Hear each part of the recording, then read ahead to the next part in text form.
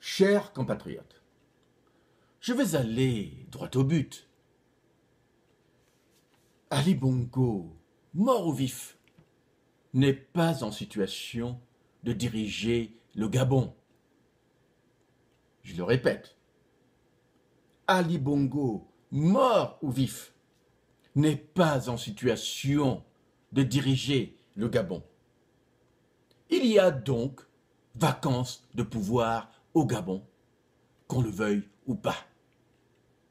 La question qu'il faut alors se poser, surtout pour les gens qui ont le cerveau bien planté dans le crâne, est la suivante. On fait quoi avec cette situation? Je me sens quelque peu gêné parce que je vois que nous nous transformons progressivement en nation de gémisseurs, des gens qui passent leur journée, le temps, à gémir. On gémit de tout, alors que les solutions sont évidentes.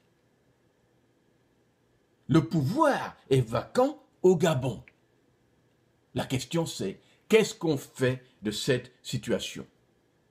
Au Burkina Faso, il avait suffi du désir de Blaise Compaoré de changer un seul article de la Constitution pour que le peuple burkinabé se retrouve dans les rues, en train d'affirmer non seulement sa dignité, mais également sa souveraineté. Or, nous, au Gabon, on passe du temps à geindre, à gémir, à se plaindre. Mais on attend la solution de qui? Moi, j'ai déjà conclu, et vous le savez, depuis la création du mouvement Bongo doit partir en 1998, j'avais déjà conclu que rien de bon ne peut se passer au Gabon tant qu'un Bongo est au pouvoir. Personne n'a jamais pu démentir cette réalité. 51 ans plus tard, les Bongos sont au pouvoir. Le Gabon est en état de banqueroute total. Donc, le corollaire de cette maxime est que j'avais également dit que le Gabon ne changera pas par la bonne volonté des Bongos.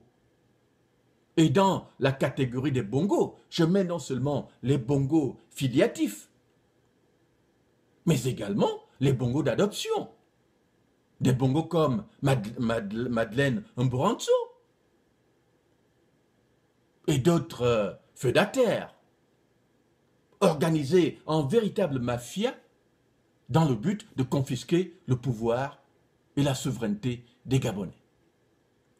Cette mafia au pouvoir n'a jamais montré de la bonne volonté.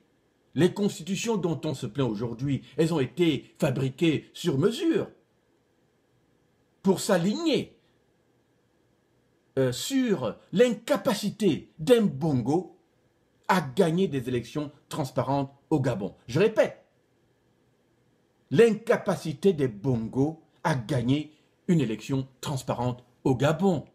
Voilà pourquoi nous avons ce chiffon de constitution.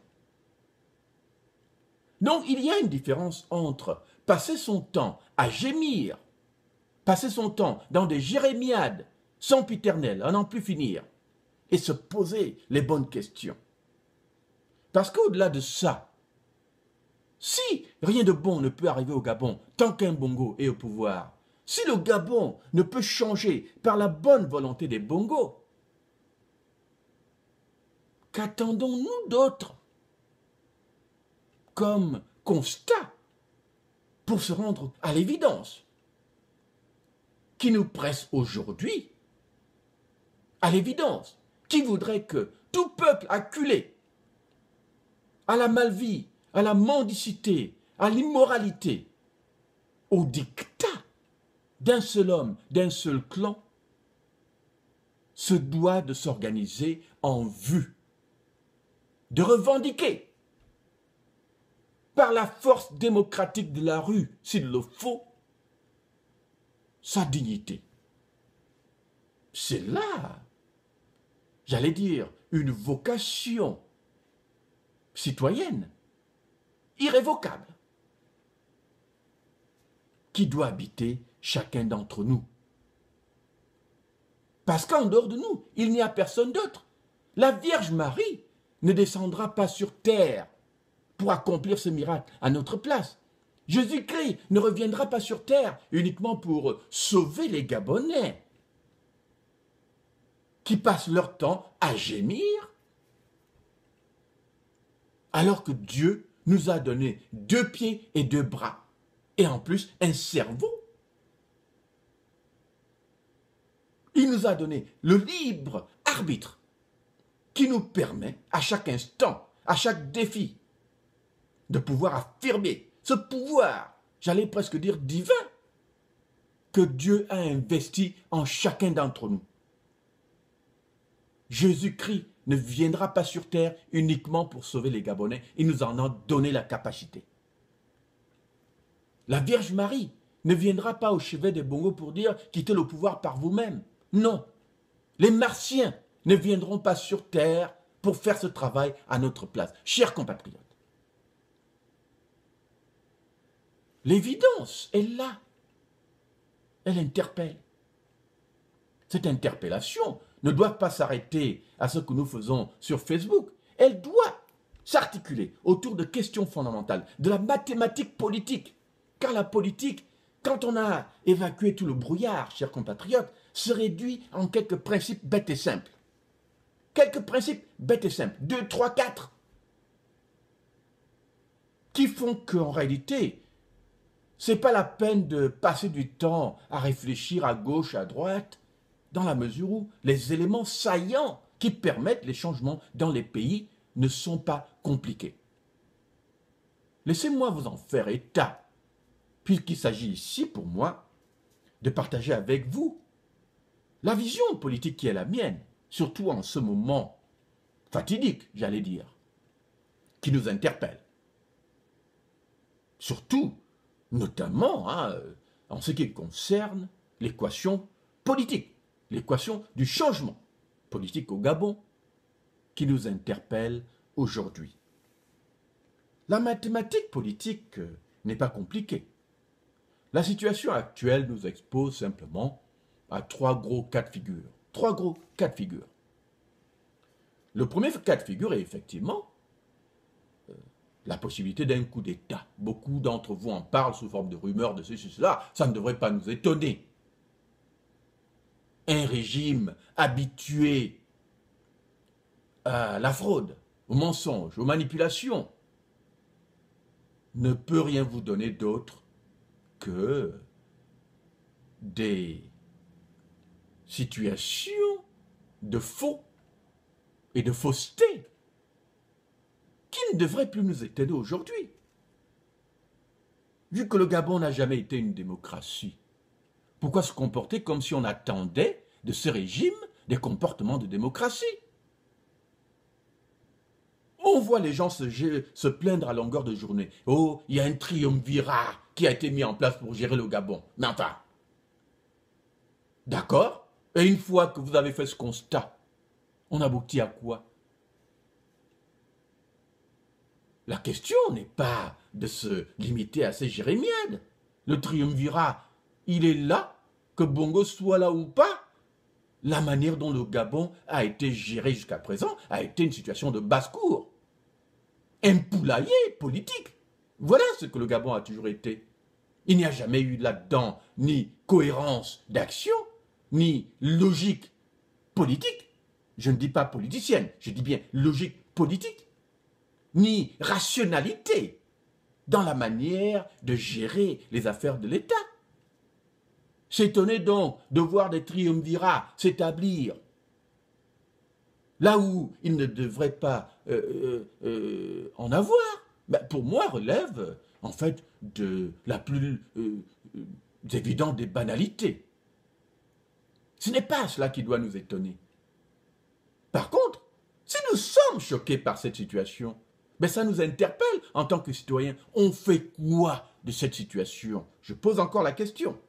On fait quoi de cette situation? Parce que c'est comme ça que des hommes et des femmes, avec le cerveau bien planté dans le crâne, réfléchissent. On ne se contente pas de gendre, on se pose des questions. Vu cette situation, on fait quoi de cette situation? Voilà les questions fondamentales, chers compatriotes. La politique n'est pas compliquée.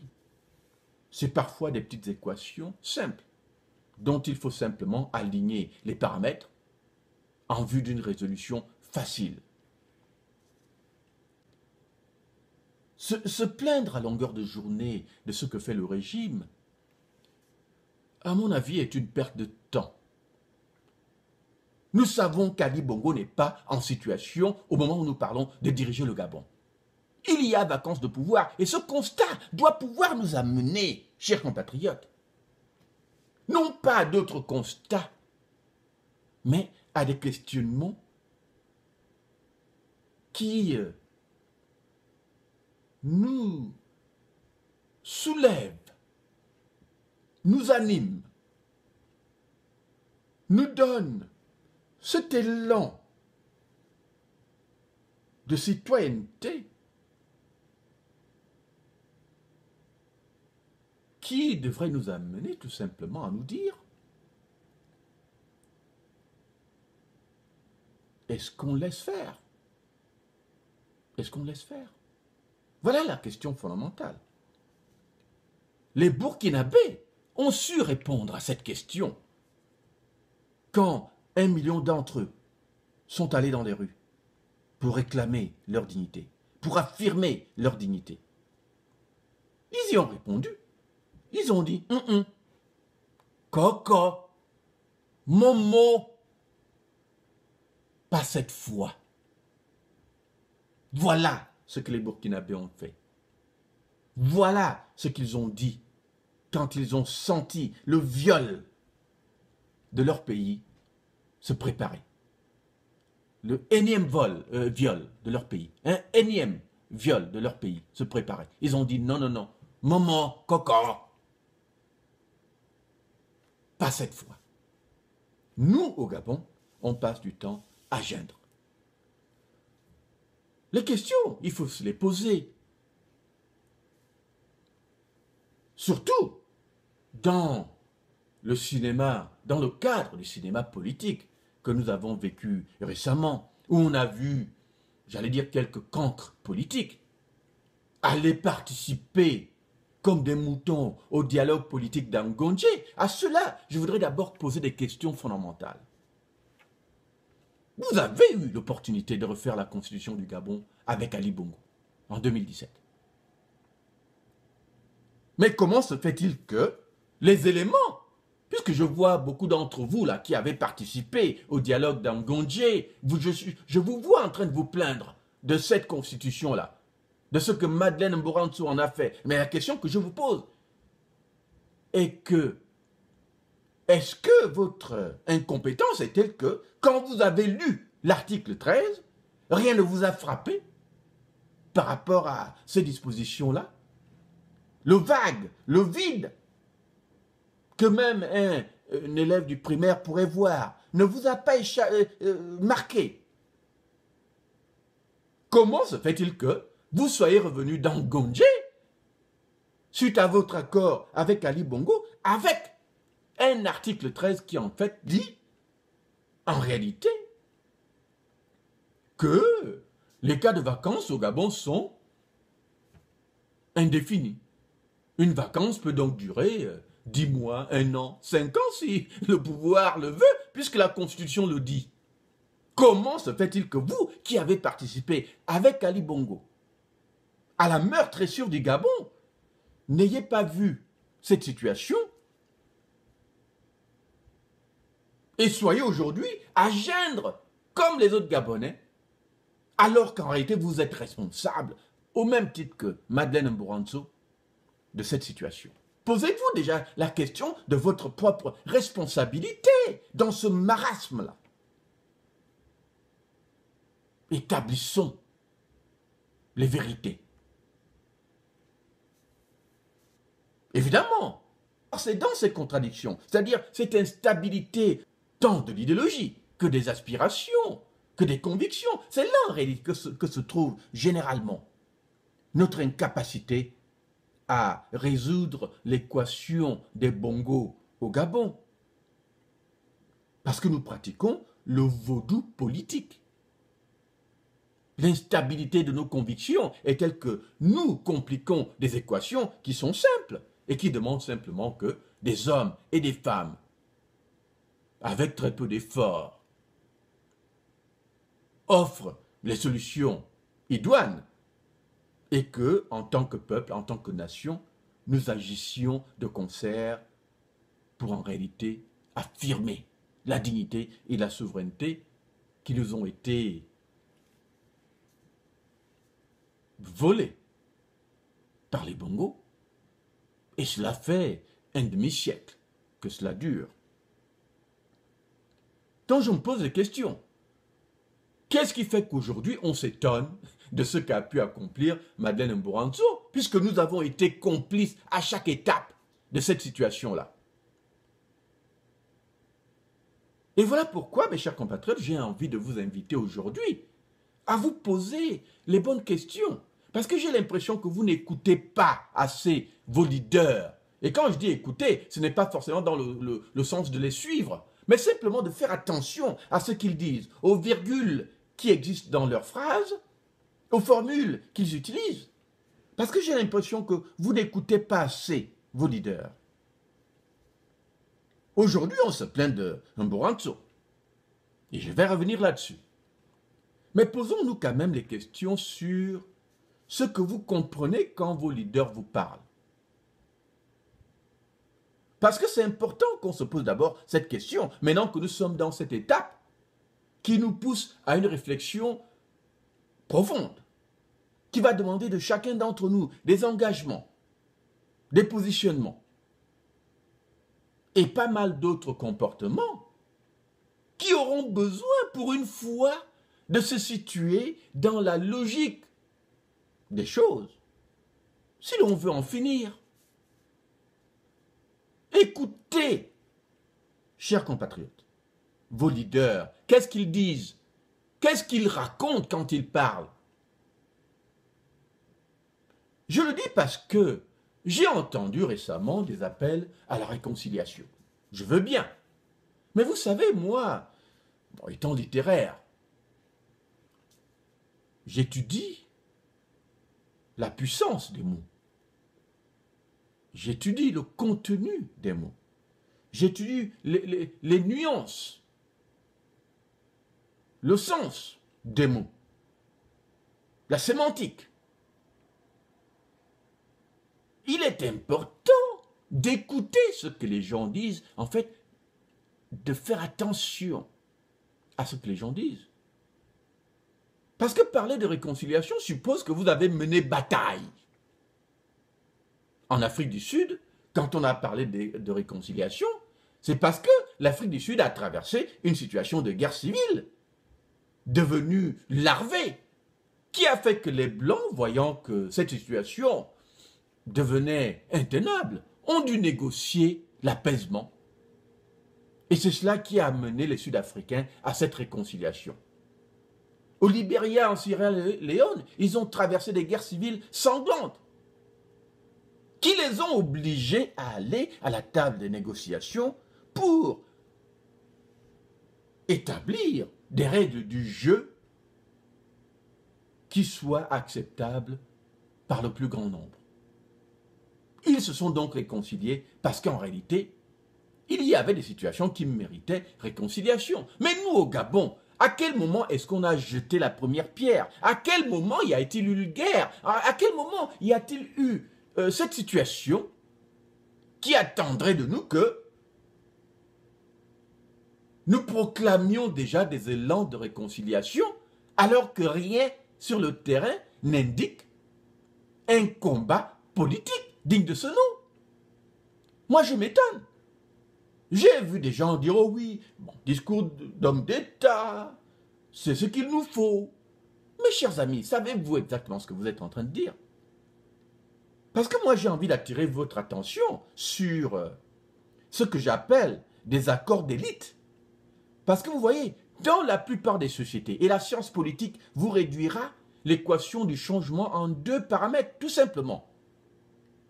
On peut aboutir au changement volontaire, volontariste, par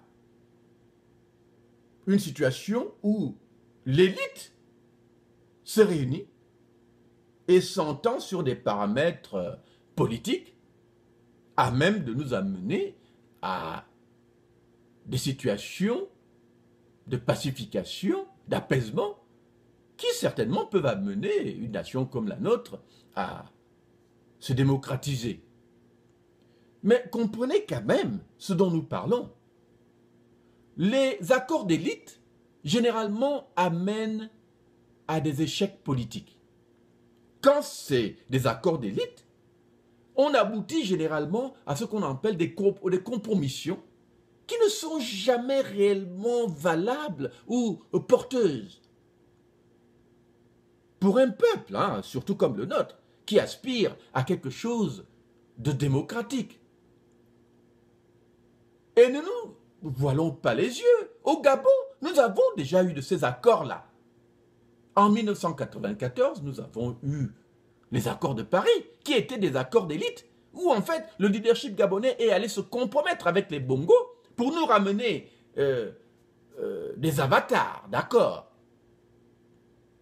mais dont les Bongos se sont totalement débarrassés par la suite, puisque même les décisions qui avaient été prises à l'époque pour modifier la Constitution en vue d'assurer une démocratisation un peu mieux organisée et respectée du Gabon, ben tout cela, dès 2005, a été évacué par les Bongos. Donc, on signe des accords de bonne gouvernance et de démocratisation en 1994.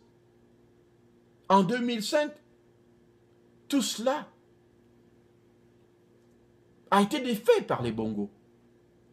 Cet accord a été trahi parce qu'il s'agit, encore une fois, d'accords d'élite. Ces accords-là ne perdurent jamais en esprit et ne se conforment jamais aux attentes. En 2006, il y a eu les accords d'Arambo. À l'époque de Pierre Mamboundou, eh bien, ces accords ont également été bafoués par le régime. Maintenant, il y a eu d'autres accords, ce que moi j'appelle des accords d'Angondje, parce que là, ce n'est pas un dialogue, c'est des accords que l'opposition participatrice est allée négocier avec le régime. Il n'y avait rien là de consensuel en termes de dialogue sincère entre fils et filles du pays, recherchant le bien de tous. On a vu des cancres politiques, j'allais dire, aller négocier des positionnements politiques personnels, des postes politiques avec les Bongos.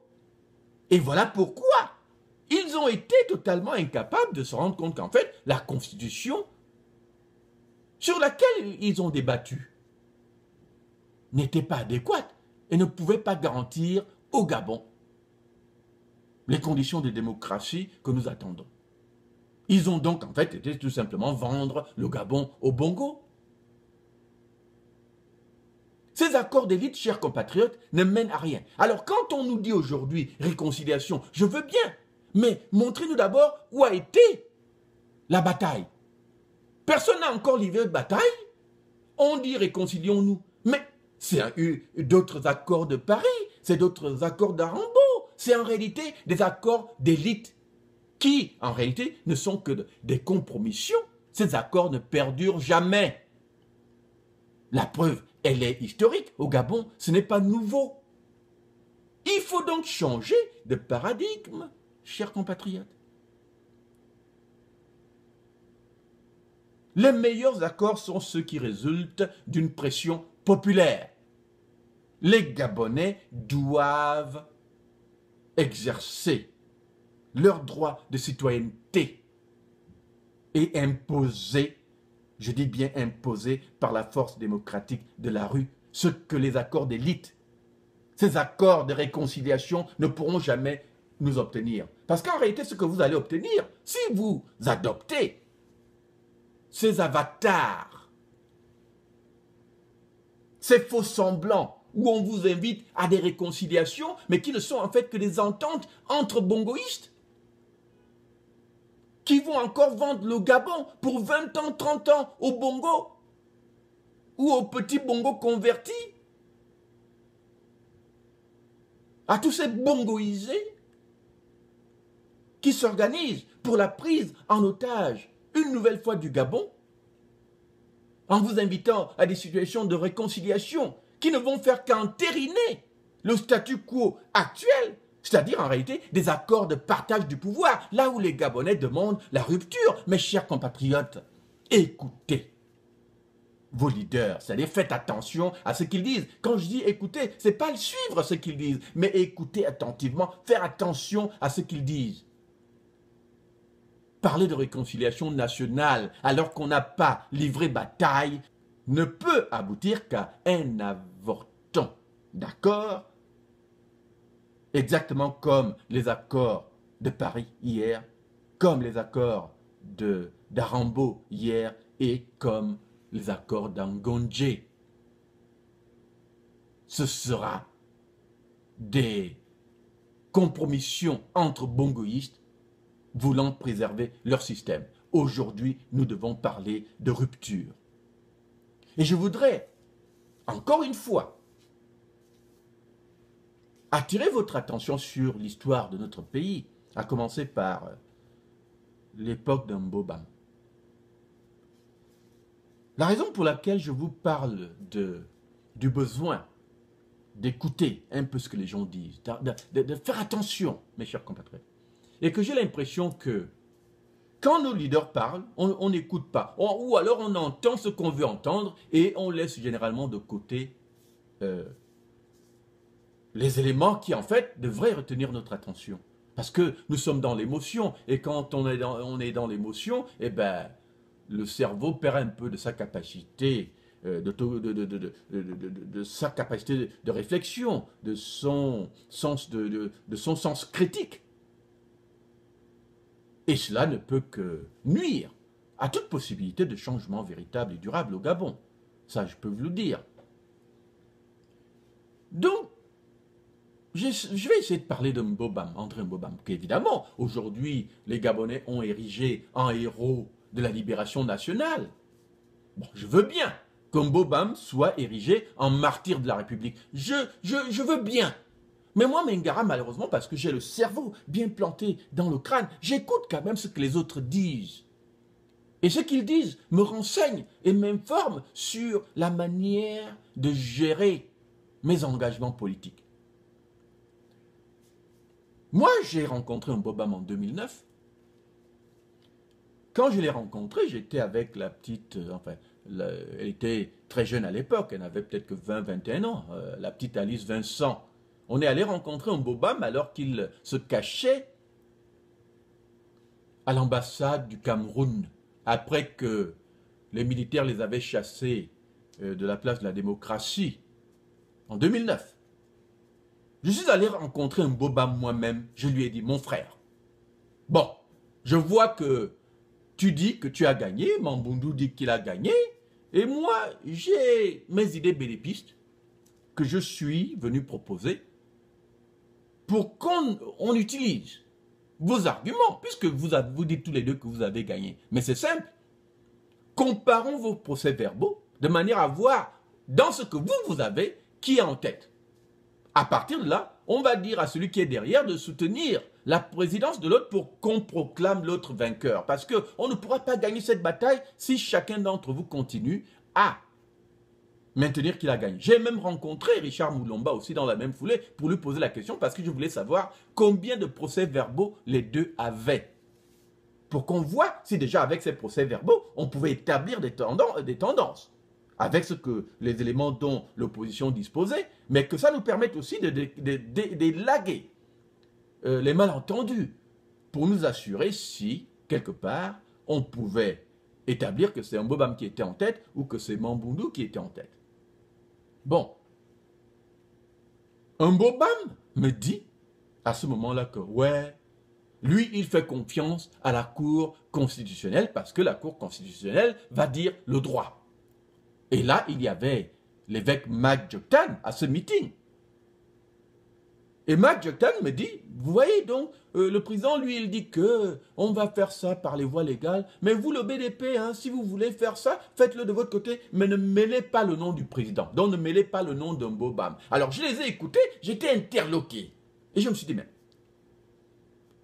Donc, je vais aller faire les affaires du BDP tout seul, mais pour qui? Pour moi ou pour Mbobam? Parce que lui, il dit avoir gagné. Donc, voudrait-il que moi, Mengara, je devienne son fusible, que j'aille me sacrifier pendant que lui, il joue aux légalistes, aux républicains responsables, puisqu'au Gabon, on parle de responsabilité républicaine. J'ai regardé cela avec de gros yeux, j'ai rien compris. Voilà quelqu'un qui disait avoir gagné, qui disait qu'il ne laisserait voler le vote, pas voler le vote des Gabonais, mais voilà quand on lui propose de vraies méthodes pour justement réclamer cette victoire pour le peuple gabonais, il dit qu'il va s'en remettre à la Cour constitutionnelle. Vous comprenez que quand Mbobam par la suite a continué à faire son cinéma, est-ce que moi, Mengara, sachant cette réalité, j'allais aller perdre mon temps avec Mbobam par la suite? Mais ce n'est pas fini. Je voudrais vous ramener à 2016. Vous vous souviendrez que Zibi Bertrand, évidemment, avec fracas, à Bolosoville, je crois, a démissionné du PDG devant Ali Bongo. Évidemment, on a vu les Gabonais sautiller de joie, parce que les Gabonais, ils sont friands de ces spectacles politiques-là. Ils adorent ça. Seulement, la majorité des Gabonais s'est uniquement contenté d'admirer Zibi Bertrand, se sont égayés de cette situation, ont proclamé Zibi héros national pour ce acte de bravoure, cette humiliation d'Ali Bongo, devant tout le monde, devant caméra. Certes, pour le commun des mortels, c'est fantastique ce que Zibi avait fait. C'est fantastique. Mais je suis sûr que dans ce moment-là, les gens n'ont pas fait attention au discours de Zibi. Qu'est-ce que Zibi disait, chers compatriotes? Écoutez vos leaders. Qu'est-ce que Zibi a dit qui était important dans son discours? Avez-vous écouté les virgules, le ton de voix, les révélations qu'il a faites? Vous avez aimé le cinéma politique, l'humiliation publique d'Ali Bongo, mais vous avez oublié de faire attention à ce que Zibi a dit. Maintenant, évidemment, Zibi, aujourd'hui, il est en prison. Vous le considérez comme un martyr de la République, comme un héros national. Mais je vous invite quand même à réécouter ce que Zibi a dit ce jour-là. Zibi a dit, et je vous le rappelle, et les vidéos sont partout disponibles sur Internet, les interviews de TV+, les enregistrements de la démission, vidéo, hein, de la démission publique de Zibi à Bolosoville, à Mimvoul. Qu'est-ce que Zibi a dit quand on écoute, quand on apprend à écouter, à faire attention? Zibi a dit qu'en 2009, c'est Mbobam, notre martyr national, c'est Mbobam qui l'appelle. Comprenez-moi bien. C'est Mbobam qui l'appelle pour lui dire, Zibi, comme je ne veux pas voir le sang couler, Là, nous parlons de 2009, hein, c'est-à-dire à l'époque où Mbobam se réfugiait, était réfugié là, dans le sillage hein, du matraquage qu'ils avaient subi à la place de la démocratie. Donc, dans le même temps où j'étais allé voir Mbobam, donc à l'ambassade du Cameroun, nuitamment, pour lui poser la question, on fait quoi maintenant? Tu dis que tu as gagné, on fait quoi? Et lui, il me renvoie à la Cour constitutionnelle. Mais Zibi vous a dit clairement que dans le sillage de ce moment-là, où on venait de les chasser de la place de la démocratie et que la majorité se cachait, Mbobam appelle Zibi et lui dit « Zibi, va voir mon frère Ali pour lui dire de te donner de l'argent pour que tu vides Libreville de tous les jeunes. Parce que je sais que si les jeunes restent à Libreville, ils vont aller dans les rues, il y aura peut-être un massacre et tout, mais moi je ne veux pas voir le sang couler, donc vide-moi Libreville pour qu'il n'y ait pas d'insurrection. » Et donc Zibi a dit devant vous tous que lui et Mbobam, en fait, ont été responsables de l'échec de la prise de pouvoir par l'opposition en 2009. Zibi l'a avoué, c'est lui-même qui a travaillé à empêcher cela. Mes chers compatriotes. Et pourtant, c'est le même Mbobam qui, après 2009, a continué dans les mois qui ont suivi à dire que oui, il veut la révolution au Gabon. On a vu les discours politiques jusqu'à ce que la maladie l'indispose. Mais en réalité, il a passé au moins 2009, 2010, 2011 à maintenir au sein de la population l'illusion qu'il était prêt à en découdre. Mon Dieu! Or, si on dit que Zibi, parce que maintenant, il faut savoir, est-ce que Zibi dit la vérité ou est-ce qu'il ment? Mais si vous considérez que Zibi est un héros et qu'il dit la vérité et qu'il vous a tout avoué à Bolosoville, mais croyez-le, quand il vous dit que c'est Mbobam et lui qui sont responsables en fait de la situation dans laquelle nous vivons aujourd'hui. Parce que s'il n'avait pas empêché l'insurrection en 2009, s'il s'était organisé pour l'insurrection, parce qu'il savait que le pouvoir était prenable, il y aurait peut-être eu des situations de massacre, oui. Le sang aurait peut-être coulé, oui. Mais Zibi vous a avoué clairement. Donc, pendant les années qui ont suivi et que Mbobam a fait son cinéma, faisant croire qu'il était prêt à en découdre avec le régime, on doit conclure que si Zibi dit la vérité, Mbobam faisait son cinéma pendant cette période. Et pourtant, Mbobam aujourd'hui considéré comme un martyr. Mais moi, qui suis un homme qui aime dresser les équations politiques, j'ai envie de vous dire non.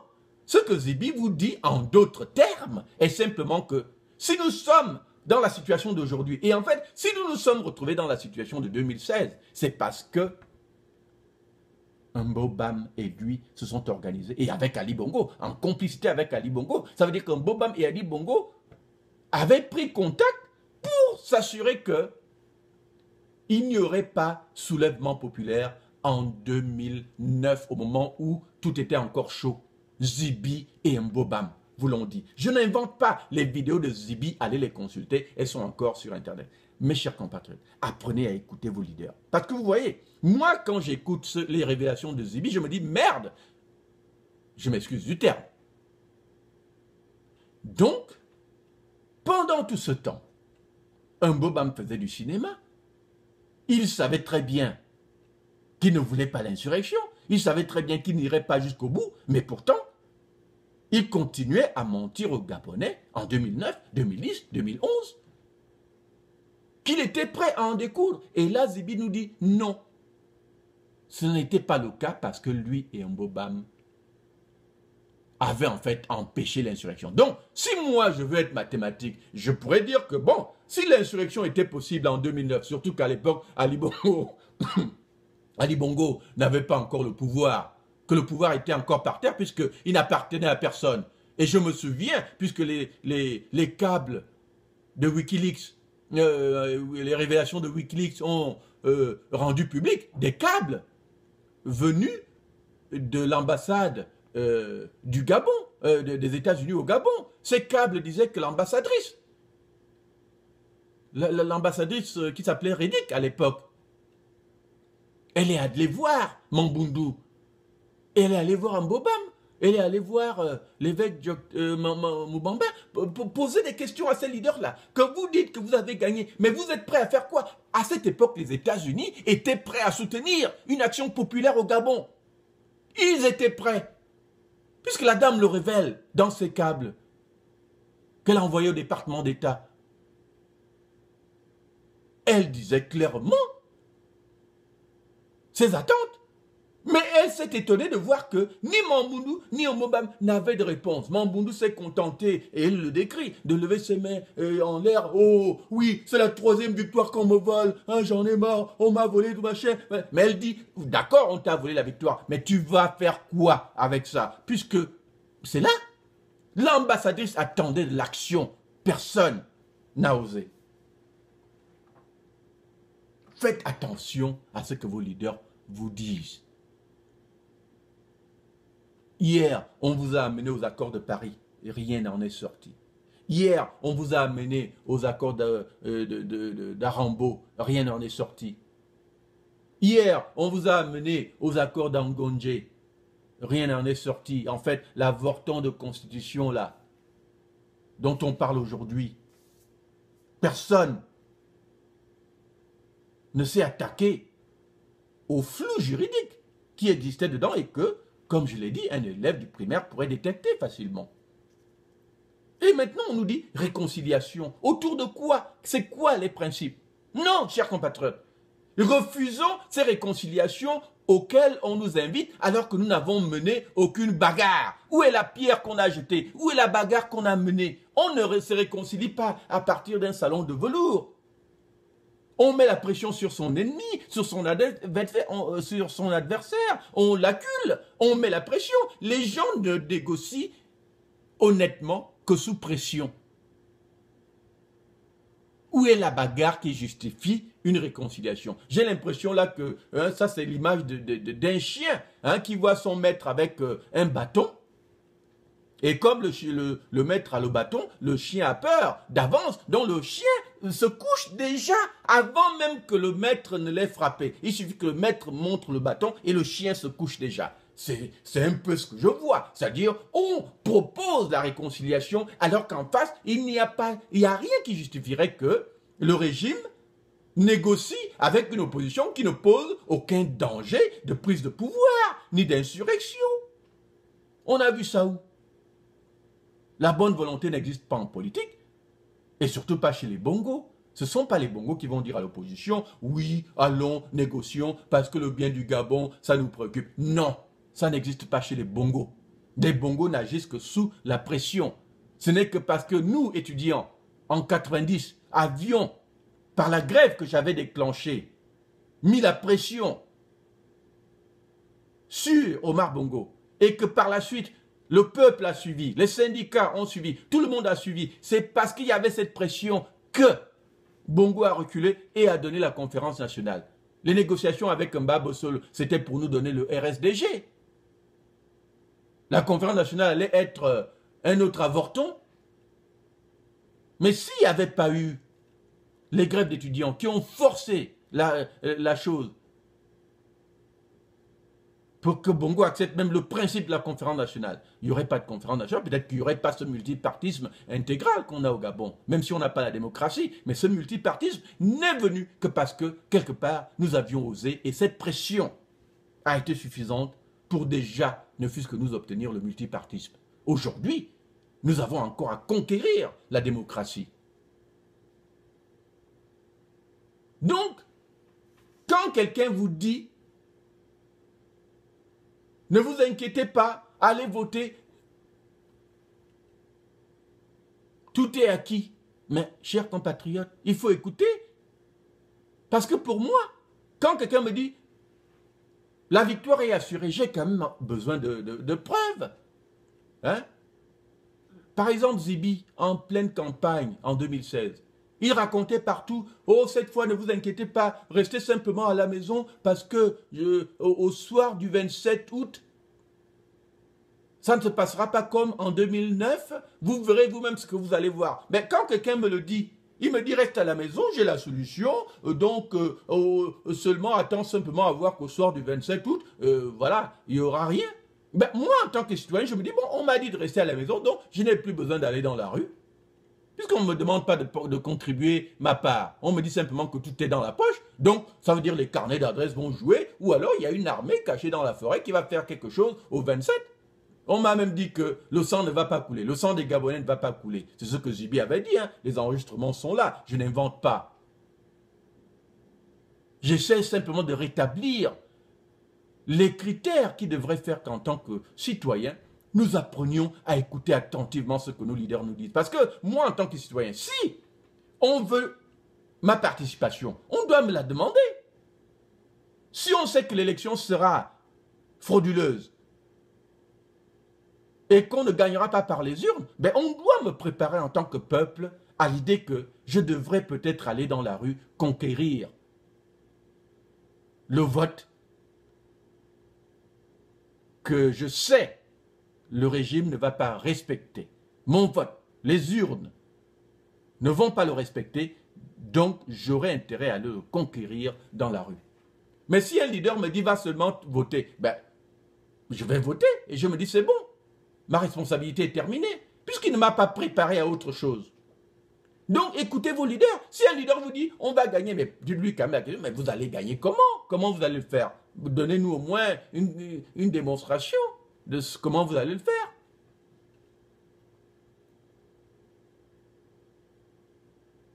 Et donc, après le vote, qu'est-ce qu'on voit?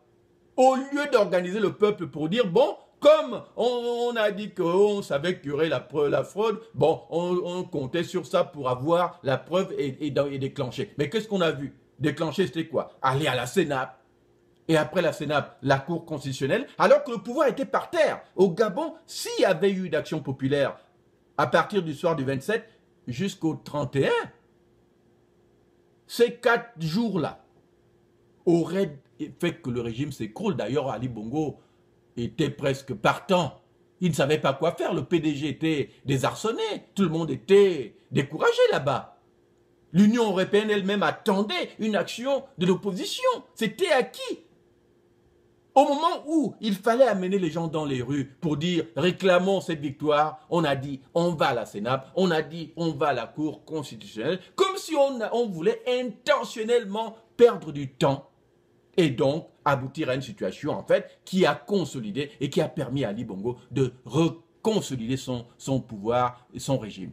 Non, chers compatriotes, il faut apprendre à écouter ce que les leaders disent. Il faut faire attention à ce qu'ils disent. Et aujourd'hui, on nous dit réconciliation. Pour quel objectif?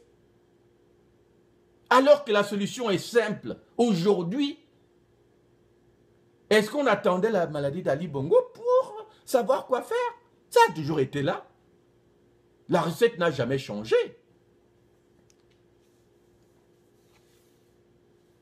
Donc aujourd'hui, on nous parle de Mbouranso. Bon, je veux bien.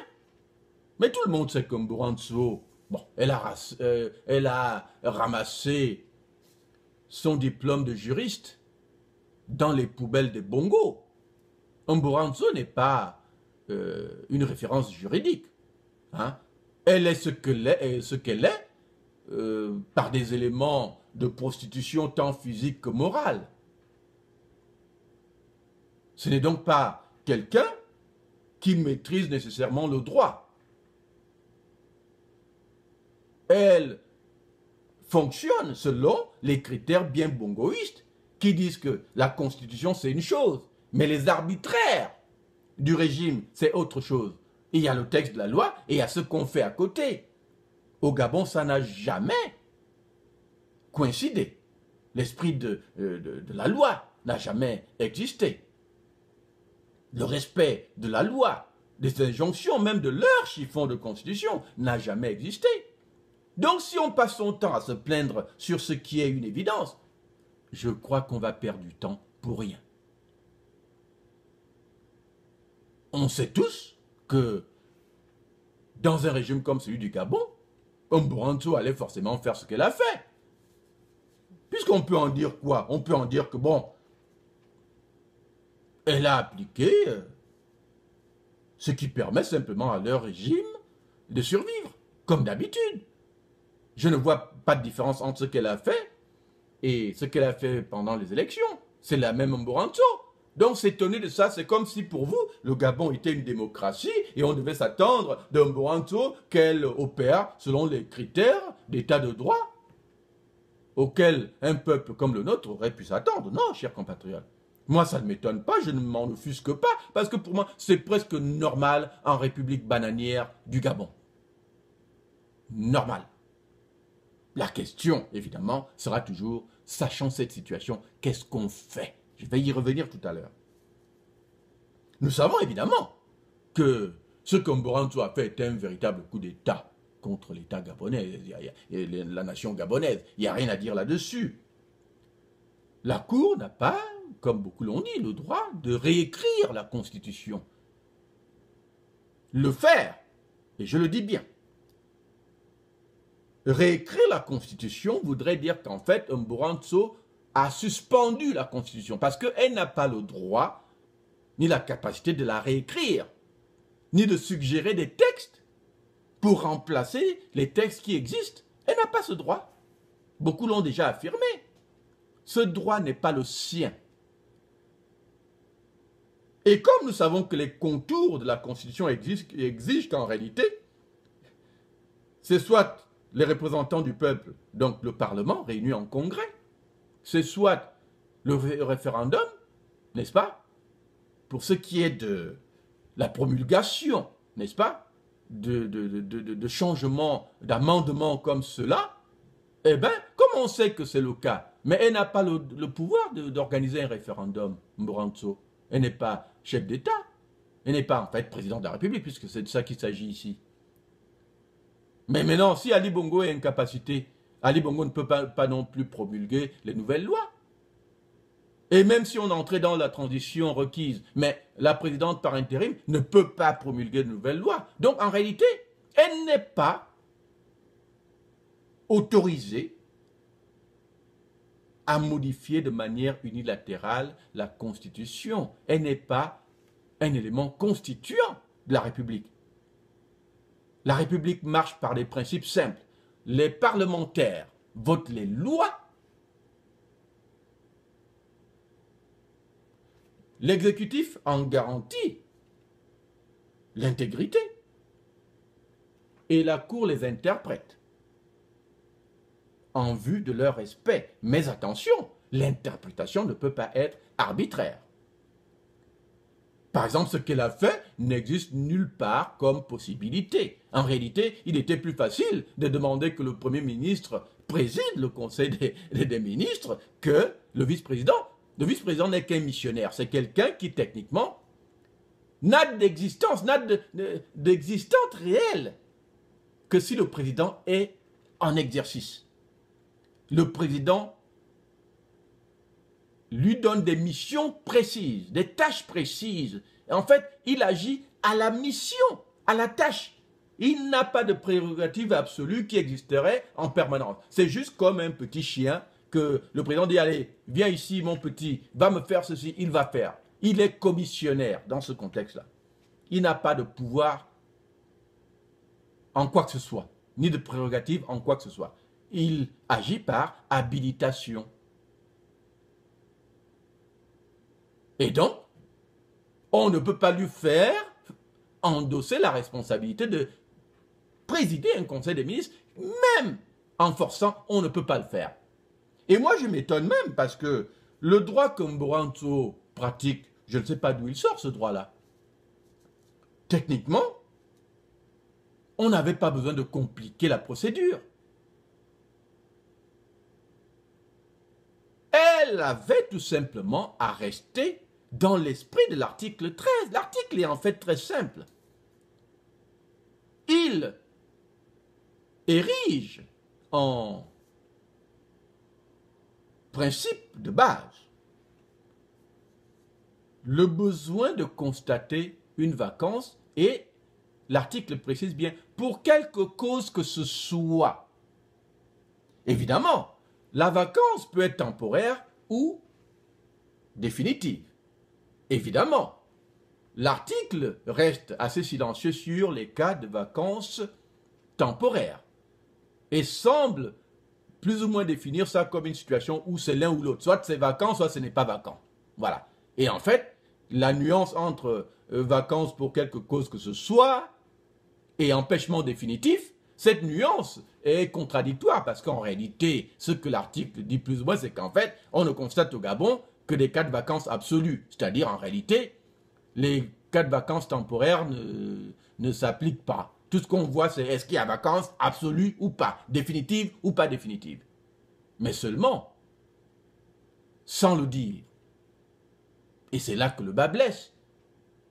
Mais Mburanso n'avait pas besoin de compliquer la situation parce qu'elle pouvait simplement rester dans l'esprit de l'article en disant, bon, comme l'article ne reconnaît pas la vacance temporaire, mais on peut la supposer implicite puisqu'on ne peut pas avoir une situation où la vacance n'est que définitive.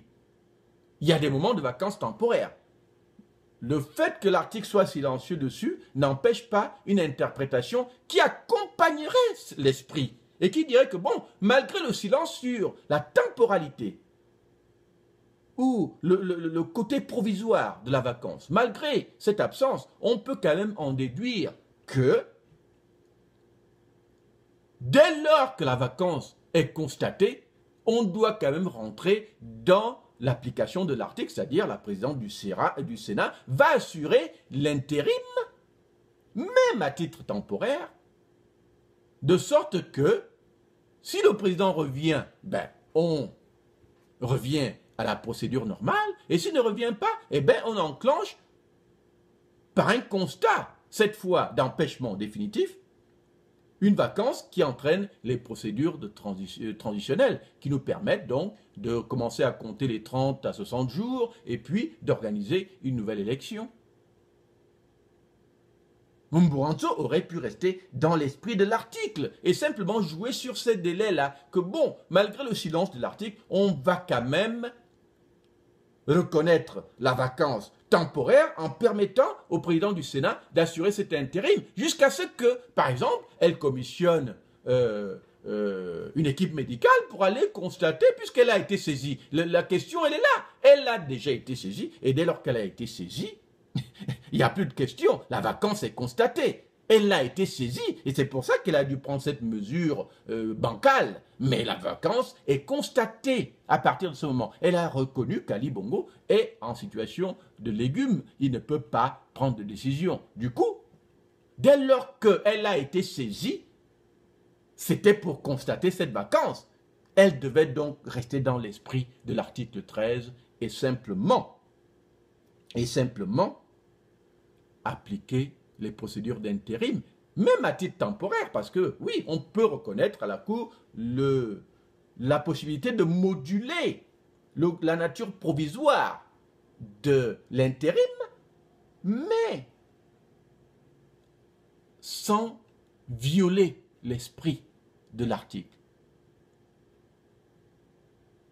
Le refus de le faire et de plutôt aller compliquer la tâche dans des choses, des contorsions qui n'ont aucun sens, montre que la lecture du droit, évidemment, au Gabon, n'a jamais été la principale vertu de ceux qui sont censés justement dire le droit. Et voilà pourquoi je repose la question à vous, à mes compatriotes, que est-ce que notre seule disposition, ou plutôt notre seule manière d'aborder la problématique justement de cette violation de la Constitution par la Cour constitutionnelle, est-ce que notre seule réaction va consister à simplement geindre et nous plaindre en faisant ce type de constat? Nous savons tous qu'elle a violé la Constitution.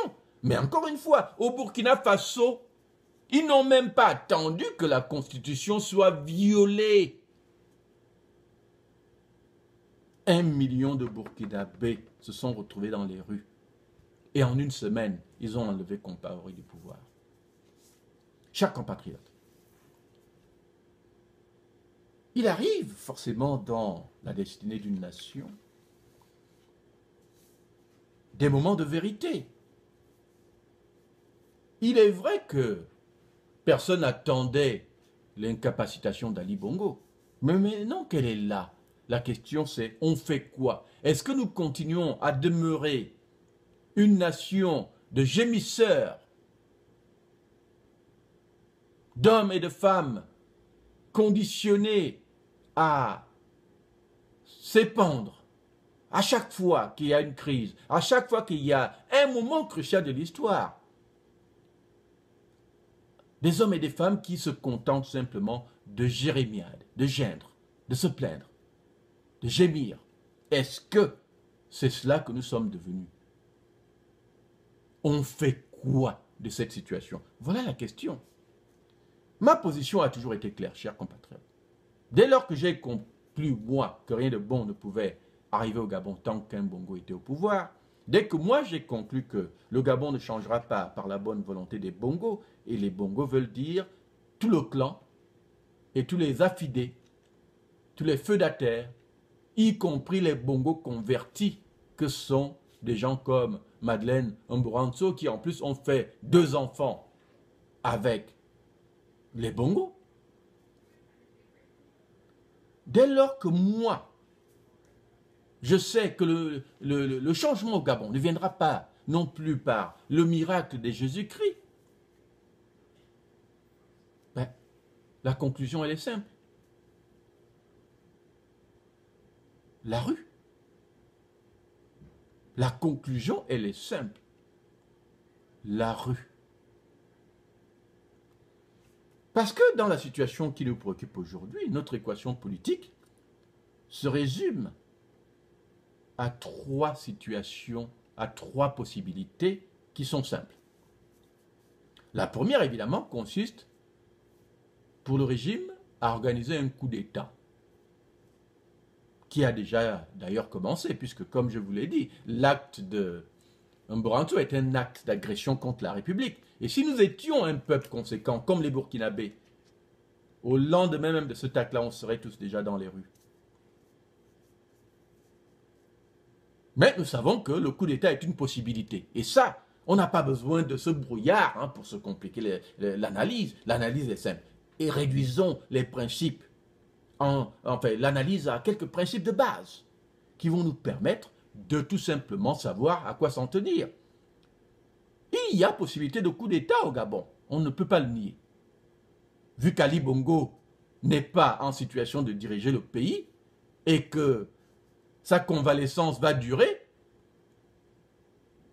mais que pour nous, mort ou vif, ça n'a pas d'importance parce que dès lors qu'il y a vacances, le peuple peut prendre sur lui de réglementer les processus qui vont suivre. Le coup d'État est donc possible, mais ce coup d'État, il peut prendre plusieurs connotations. Le régime peut organiser un coup d'État pour préserver le pouvoir pour les Bongos. Dans ce cas-là, on passe outre la Constitution. Le régime peut faire des coups d'État constitutionnels, un peu comme Mburanso l'a fait, c'est-à-dire elle s'érige en président de la République, puisque c'est elle maintenant qui nomme les vice-présidents, qui leur donne des prérogatives qu'ils n'ont pas dans la Constitution, qui décide ce qu'il faut faire. Ben, elle est automatiquement présidente. Ça veut dire que Mburanso, déjà, est en situation de coup d'État. Elle a déjà suspendu la Constitution du Gabon. Nous sommes déjà en situation de coup d'État. La Constitution a été suspendue par Mburanso dès lors qu'elle a entrepris l'acte qu'elle a entrepris là. C'est un acte d'agression contre la République qui mérite réponse. La question encore que je vous pose, c'est qu'on fait quoi de cette situation? C'est un acte d'agression contre la République, contre le citoyen gabonais, contre notre souveraineté. Cet acte d'agression qui veut dire qu'en réalité, pour elle, la Constitution telle qu'elle existe ne vaut rien. Et comme il n'y a personne pour entériner ces décisions, dès lors qu'on applique ces décisions-là, on a accepté la suspension de la Constitution telle qu'elle existe aujourd'hui. Mburanso devient donc quelqu'un qui dirige par décret. Suite à un coup d'État, elle est de fait le président de la République du Gabon au moment où nous parlons. Nous sommes déjà, en fait, en situation de coup d'État. La question sera de savoir, est-ce que ce coup d'État va se traduire en coup d'État militaire par les membres du régime ou pas? Mais un citoyen n'a pas besoin d'attendre cette éventualité. Nous pouvons déjà nous organiser pour y répondre. J'y reviendrai tout à l'heure. Il y a aussi la possibilité d'un coup d'État par la France. Hein, que la France dise, écoutez, bon, comme il y a du désordre, bon, nous on installe notre gare et puis voilà, ça peut être un gars du régime ou quelqu'un de nouveau. Bon, mais on va réduire toutes les possibilités de coup d'État en une seule en disant, il y a 3 possibilités. La première est un coup d'État qui peut prendre plusieurs formes, mais est-ce possible? C'est la question qu'on se pose. Les Gabonais le soupçonnent, mais ça ne doit pas être sujet à déterminisme. C'est un déterminisme que les Gabonais peuvent défaire et dévergonder. Il y a évidemment aussi la possibilité d'obéir aux injonctions constitutionnelles. Ça veut donc dire que les membres du régime, Mborantu et tout le reste, reconnaissent la vacance définitive, donc l'empêchement définitif du chef de l'État, et donc organisent la transition obligatoire qui s'impose selon l'article 13. Ça veut donc dire Milebou, président du Sénat, devient président de la République intérimaire, organise de nouvelles élections et dans un délai de 30 à 60 jours, on a un nouveau président et donc une nouvelle élection, je veux dire, et donc on élit un nouveau président. Voilà la procédure traditionnelle qui relève de l'article 13 de la Constitution. Évidemment, dans un cadre où les bongoïstes eux-mêmes respecteraient l'esprit de cette loi, donc de la Constitution, on irait immanquablement vers une transition politique. Ça veut donc dire de nouvelles élections dans un délai raisonnable. Ça, évidemment, suppose que l'on s'en tienne à l'esprit de la Constitution. Mais la troisième possibilité, elle est forcément populaire, c'est-à-dire la rue. Parce que la seule manière d'empêcher le régime d'organiser un faux coup d'État par lequel ils enlèveraient la souveraineté aux Gabonais, le seul antidote, la seule solution a toujours été l'action populaire, l'insurrection, la rue. La question que je vous pose, c'est plutôt, allons-nous laisser faire? Aujourd'hui, plus qu'avant, il est très facile de démonter ce régime. Ça peut nous prendre 1 semaine ou 2, quand on est bien organisé. Mais la question c'est, est-ce que nous allons continuer simplement à pleurnicher, à nous plaindre, à gémir, ou est-ce que nous allons décider de prendre le taureau par les cornes et d'en finir? L'insurrection populaire est aussi la seule chose qui peut faire que cette transition que le régime va contrôler forcément, par laquelle ils vont peut-être vouloir installer un autre Bongo au pouvoir demain, puisque c'est le PDG qui gère les rênes du pouvoir. Eh bien, c'est une question fondamentale qu'il faudra se poser. Est-ce que nous voulons attendre ce moment-là aussi? Que les Bongos organisent tout, encore une fois, comme en 1993, comme en 1998, comme en 2005, comme en 2009 et comme en 2016 et 2018. Est-ce que nous voulons encore laisser aux Bongos les pleins pouvoirs pour organiser cette élection au cas où ils respecteraient les injonctions de la Constitution selon les principes transitionnels qui sont édictés dans l'article 13.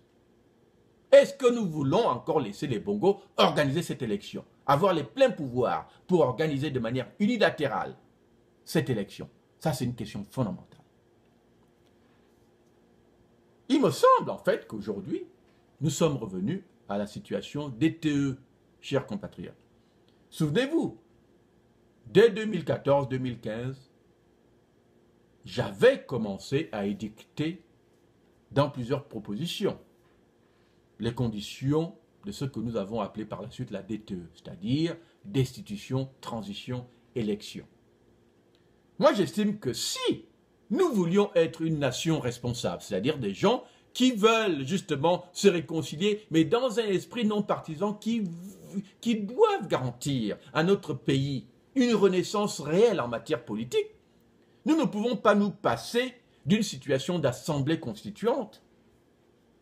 Nous ne pouvons pas nous passer d'une situation d'assemblée constituante parce que l'assemblée constituante a cette vertu que ça nous permet de refaire totalement le Gabon. Au lieu de continuer à bâcler les choses, à tout faire, voilà, comme on le voit là, avec ces éléments qu'on appelle de réconciliation basés sur des accords d'élite, mais qui ne touchent pas fondamentalement aux vraies questions, aux vrais problèmes, aux vraies questions institutionnelles qui empêchent le démarrage de la démocratie gabonaise. Au lieu de passer du temps à parlementer sur des choses inutiles, nous avons en réalité besoin de refondre ce pays-là autour de paramètres d'assemblée constituante, c'est-à-dire revoir la constitution du Gabon à zéro, résoudre toutes ces contradictions et repartir vers des élections transparentes qui ne seraient plus contrôlées par le régime au pouvoir, mais par des organes indépendants, avec une nouvelle cour constitutionnelle indépendante, en réalité une situation visant à mener à la naissance sans phare de la démocratie au Gabon. Jusqu'à présent, nous avons le multipartisme, mais sans la démocratie qui va avec. Voilà les questions fondamentales. Nous sommes de nouveau dans les éléments DTE, c'est-à-dire quoi? Il faut organiser la destitution de ce régime. Comment vous allez le faire autrement si on va dans la réconciliation? Si on va dans la réconciliation, on va de nouveau leur donner la capacité de rebondir puisqu'on en fait des partenaires d'un processus dont on doit les exclure. Il nous faut aller vers la rupture, pas la négociation, pas la réconciliation, chers compatriotes. La rupture seule peut amener les changements que nous attendons. Et l'Assemblée constituante n'est possible qu'en situation de rupture. Nous ne voulons plus d'une situation où c'est le régime qui contrôle l'organisation des élections. Si on va à cette transition, ça sera encore le cas. Ce sera eux. Ce combat n'est pas difficile à gagner. Nous pouvons le gagner très facilement si on applique les principes de la DTE, destitution, transition, élection. Les principes sont simples. En destituant le régime, nous mettons en place, donc par la force démocratique de la rue, en destituant le régime, par la force démocratique de la rue, nous mettons en place les conditions d'une transition de rupture. On met comme président de transition un grand sage comme Luc Bongonossi, qui est certainement le seul, à mon avis, au Gabon aujourd'hui, à même de garantir que les réformes nécessaires seraient menées par le biais d'une assemblée constituante du peuple, qui serait mise en place suite à l'écroulement du régime. Donc, le régime s'écroule, on met en place une transition coiffée par un sage. Le mieux situé serait, par exemple, Luc Bongonossi. Maintenant, on met en place cette assemblée constituante qui réforme le Gabon, qui réforme le pays avec et le dote d'une nouvelle constitution. Cette constitution, une fois terminée, est entérinée par référendum par le peuple gabonais. Et un an plus tard, on organise de nouvelles élections au Gabon. Mais au moins, nous sommes sûrs que, suite à ce processus, la Constitution et la nouvelle donne politique serait que ce qu'on appelle CENAP ou tout cela, là, CGE. Mais au moins, avec une telle réforme, nous savons que la commission électorale deviendrait indépendante, ne dépendrait plus d'un régime politique. La Cour constitutionnelle deviendrait indépendante, ne dépendrait plus d'un régime politique. Et donc, en matière de contentieux électoral ou d'organisation d'élections, ce seraient des institutions neutres. Et à partir de là, nous aurions les conditions pour une élection transparente dans laquelle les Gabonais se retrouveraient. Une élection transparente qui donnerait de la légitimité à celui ou celle qui serait élu dans la mesure où les Gabonais auraient confiance en les institutions chargées de gérer ces processus électoraux-là. Et c'est comme cela que une transition de rupture s'affirmerait comme la meilleure option pour le Gabon. Si par la suite, on doit réconcilier la nation autour de ces paramètres de démocratie, mais qui soient aussi de rupture, il n'y a pas de problème. Nous n'allons pas nous entretuer nécessairement. Mais ce que nous disons, c'est que on ne peut pas se réconcilier avec un régime avec lequel on ne s'est pas battu. Il faut d'abord livrer bataille et se réconcilier par la suite, mais dans un cadre qu'on contrôle. Dans un cadre qui n'est plus influencé par ce régime, dans un cadre qui garantit en réalité que la démocratisation souhaitée par les Gabonais sera obtenue. C'est cela mon sacerdoce, c'est cela que je défends depuis 20 ans. La rupture qui libère et qui définit réellement ce que il convient d'appeler le combat de libération nationale que les Gabonais doivent mener. Si les Bongos ne peuvent pas y arriver par la bonne volonté, eh bien, le peuple doit prendre ses responsabilités et s'organiser pour affirmer sa dignité et sa souveraineté. Il nous faut donc créer les conditions d'un vrai débat au Gabon. Et ce débat passe par la destitution des Bongos et de leur régime, des piliers de ce régime qui en fait en contrôle la survie. Madame Mboranzo doit être destituée. Madame Mboranzo doit être destituée. Ce gouvernement de bongoïstes là, dirigé par Issoze, ce gouvernement doit être destitué. Le Sénat de Beni Oui là, tout cela doit être destitué.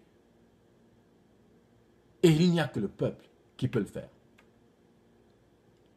Donc, chers compatriotes, j'invite plutôt les Gabonais qui pensent comme moi, ceux qui pensent que nous avons besoin de rupture et non pas de réconciliation au rabais où on va encore aller revendre le Gabon au Bongo dans des négociations qui font du régime des partenaires à part égale, qui vont encore nous imposer les critères de la survie, des mécanismes qui nuisent déjà à la possibilité de la naissance du renouveau démocratique au Gabon,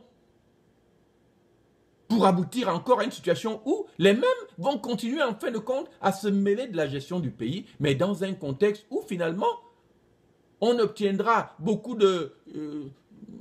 voilà, on parlera beaucoup. Mais en réalité, la situation ne va jamais changer parce que ce qu'on aura fait, c'est simplement parlementer, se donner l'occasion de un peu, voilà, laisser s'échapper les stress. Mais par la suite, on revient toujours à la case départ. Les accords d'élite ne marchent jamais. Du moins, ça demande un vrai esprit de désintéressement, un vrai esprit non partisan, un vrai esprit de patriote pour qu'en fait on arrive à des accords sincères. Mais les Bongos n'ont jamais été sincères dans les accords qui ont été conclus avec eux, que ça soit hier, avant-hier. En fait, ça fait au moins 28 ans depuis la conférence nationale de 1990 qu'aucun accord avec les Bongos n'a marché. Mais alors à un moment, on doit arrêter de répéter la même chose. Il n'y a que chez les fous où on répète la même chose en espérant un résultat différent. Le Gabon ne changera pas sans une insurrection. Je le répète. Il n'y aura pas de rupture au Gabon sans une insurrection. Le pouvoir démocratique de la rue est la seule chose qui puisse changer ce régime. Donc, ma vision à laquelle j'invite les partenaires de la démocratie, les vrais hommes et femmes animés de conviction, ma vision est celle que nous organisions sans tarder la destitution du régime en place. Je sais déjà ce que vous allez me dire, chers compatriotes. Certains d'entre vous vont me dire, mais Mingara, toi tu parles beaucoup, tu es aux États-Unis, tu manges ton coca, ton hamburger. Mais pourquoi tu ne viens pas nous rejoindre ici? À cela, je vais répondre. Je vais leur dire que la politique, c'est aussi une question d'équation qui doivent parfois nous amener à réfléchir à ce qu'on dit. Parce que tout est question de mathématiques, en fin de compte. Quand vous dites Mengara, viens ici, viens nous trouver, on va, puisque tu parles beaucoup, mais vous le dites quoi? Avec la bouche ou avec le cerveau? Parce que si vous le dites avec la bouche, oui, évidemment, nous sommes là dans ce qu'on appelle l'émotion. Vous n'avez pas réfléchi. Mengara, je peux être au Gabon dans 2 semaines. Ce n'est pas ça le problème. J'ai été au Gabon en 2009, je n'ai pas eu peur. J'ai été au Gabon en 2015, je n'ai pas eu peur. Je suis allé seul. Mais quand je suis allé au Gabon, à l'époque, ce n'était pas pour organiser l'insurrection. C'était d'abord pour savoir, c'était qui les partenaires sur lesquels on pouvait compter si on voulait engager le pays dans cette voie. Quand j'ai vu Mbobama en 2009, j'ai vu qu'en réalité, ni lui ni Mambundu n'étaient de vrais partenaires. Ce n'étaient pas des partenaires sincères pour l'objectif de défaire ce régime par l'insurrection. La preuve, Zibi Bertrand vous l'a dit, que c'est Mbobam qui a empêché l'insurrection en 2009. Ce n'est pas moi, c'est Zibi Bertrand. Les preuves sont là, vidéo, partout sur Internet. Évidemment, j'ai été également en 2015 où je suis allé rencontrer Jean Ping. Vous avez suivi mon rapport. On n'a pas pu s'entendre parce que, à l'époque, M. Ping m'a dit directement que lui et moi, on ne peut pas s'entendre. Qu'est-ce que je lui ai proposé d'autre? Je lui ai proposé ma vision habituelle, c'est-à-dire que j'ai toujours été convaincu, moi, que la seule manière de changer ce pays passera par l'insurrection. Parce que les Gabonais veulent la rupture. Et voilà pourquoi les Gabonais ont tendance à suivre les leaders radicaux. Évidemment, dans mon rapport, je vous ai bien dit que M. Ping m'a dit que lui et moi, on ne pourra jamais s'entendre sur ce point-là, parce que lui, il pensait qu'il pouvait gagner par l'élection. Bon, l'histoire en a jugé. Et je reste toujours sur ma position. Le Gabon ne changera que par le moyen d'une insurrection populaire en bonne et due forme, qui n'a pas besoin d'être violente. Hein. Au Burkina Faso, ils n'ont pas eu besoin d'être violents. L'insurrection ne veut pas dire violence. L'insurrection, c'est un état d'esprit. Un citoyen qui décide que je n'obéis plus à un régime infâme, je n'obéis plus à l'illégitimité, je me refuse à subir un jour de plus le diktat d'un régime dans lequel je ne me reconnais pas. C'est un état d'esprit, mais ça n'entraîne pas automatiquement des violences. Les Burkinabés étaient 1 million dans les rues, ils n'ont pas eu recours aux armes ou quoi que ce soit, mais ils ont évincé quand même leur dictateur en 1 semaine. Au Gabon, on peut faire la même chose en 1 semaine ou 2. Donc je n'ai pas peur d'être au Gabon, j'ai envie de vous le dire tout de suite. Mais réfléchissons un peu à cette équation. Quand vous dites Mengara vient, je suis prêt. Ma question à vous, c'est plutôt, vous êtes prêt à quoi? Parce que quand vous le dites, c'est une incantation. Vous le dites parce que vous attendez que Mengara tombe du ciel, probablement, et que les choses se passent par le miracle de Jésus-Christ. Mais Mengara ne croit pas au miracle. Je crois à l'idée que Dieu nous a donné 2 pieds, 2 mains et un cerveau, parce qu'il sait que il a fait de nous non pas des larves, mais des êtres agissants, capables de prendre leur destinée en main. Mais s'organiser pour sa destinée demande des sacrifices aussi. Donc, dans l'équation de Mengara venant au Gabon, parce que je dis encore, je peux y être dans 2 semaines. 2 semaines. Pour contribuer ma part et ma vision à ce combat-là. Mais l'équation serait incomplète si on s'arrêtait à ça. La question c'est, quel rôle vous, en tant que citoyen, allez-vous jouer dans la mise en place de ce processus? Mengara vient ne doit pas être une incantation. Je vous donne un exemple. Nous pensons, puisque nous nous sommes préparés à toutes ces choses depuis très longtemps, nous pensons que Mengara quittant les États-Unis, veut dire que Mengara sacrifie le sacrifice de Mengara, c'est quoi? Puisqu'il faut décortiquer l'équation. Mengara sacrifie d'abord parce qu'il peut aller au Gabon et mourir. Il sera donc mort pour le peuple gabonais. Donc, ce sera un martyr pour la cause. Très bien. Premier sacrifice.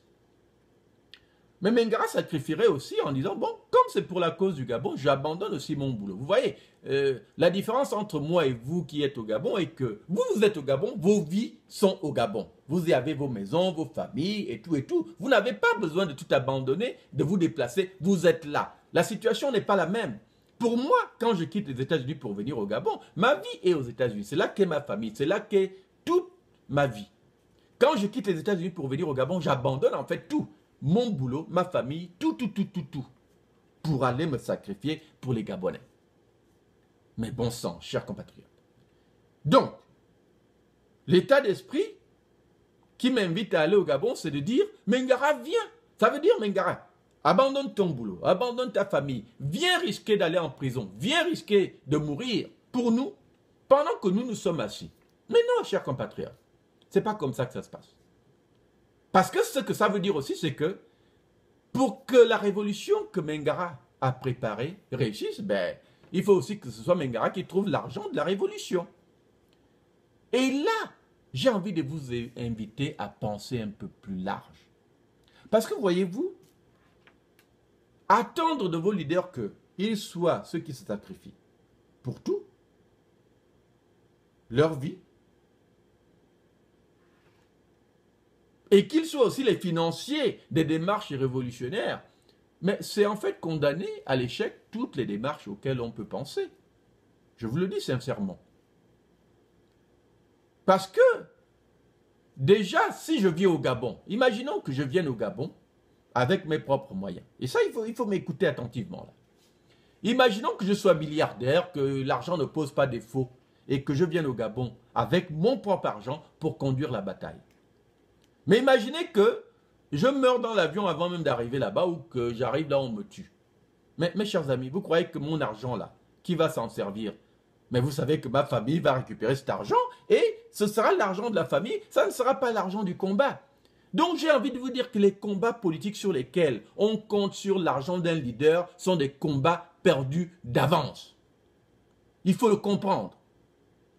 Quand vous allez à un leader parce qu'il a l'argent, il faut déjà conclure que votre combat est perdu. Parce que qu'est-ce qui se passera le jour où ce leader décide d'abandonner le combat ou décide que lui il ne finance plus rien? Vous faites quoi? Puisque vous dépendez de son argent. Son argent, c'est sa poche, hein, attention. Il le met au service du combat quand il le veut. Mais qu'est-ce qui se passe s'il dit « je ne donne plus » Mais votre combat tombe automatiquement.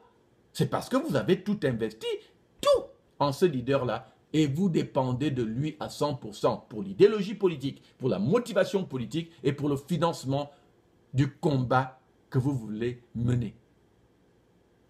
Il faut changer de paradigme à ce niveau.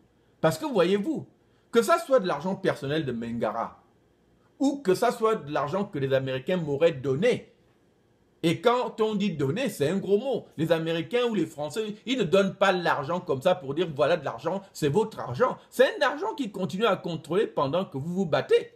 Imaginez qu'à une étape du combat, ils disent ok, on arrête de donner l'argent. Mais vous voyez, le combat meurt automatiquement parce que vous dépendiez de quelqu'un d'autre. L'argent, vous l'avez, mais dès qu'ils disent on ne donne plus, votre combat meurt automatiquement. Ça veut donc dire que tout combat politique qui compte sur l'argent d'un leader est un combat perdu d'avance. Et tout combat politique qui compte sur la générosité des étrangers est aussi un combat perdu d'avance parce qu'en réalité, ces combats peuvent être tués dans l'œuf si on vous retire le soutien financier. Et pourtant, ce n'est pas impossible pour le peuple gabonais d'organiser son propre combat avec ses propres moyens. Je vous donne un exemple. Nous, aux États-Unis, on a calculé que pour aller au Gabon et mener un combat qui peut perdurer, ça nous demanderait au minimum 100 millions de francs CFA. Évidemment, 100 millions de francs CFA, ça a l'air d'être un gros montant. Voilà, on se dit c'est beaucoup. C'est vrai. Mais mes chers compatriotes, j'ai envie de vous dire que 200 Gabonais peuvent rassembler ce montant-là. 200 Gabonais qui seraient des cadres gabonais, des cadres, c'est-à-dire des gens qui ont à la banque la capacité de dire « Oh, je vais prendre 500 000 francs CFA et mettre ça dans la caisse du combat politique. »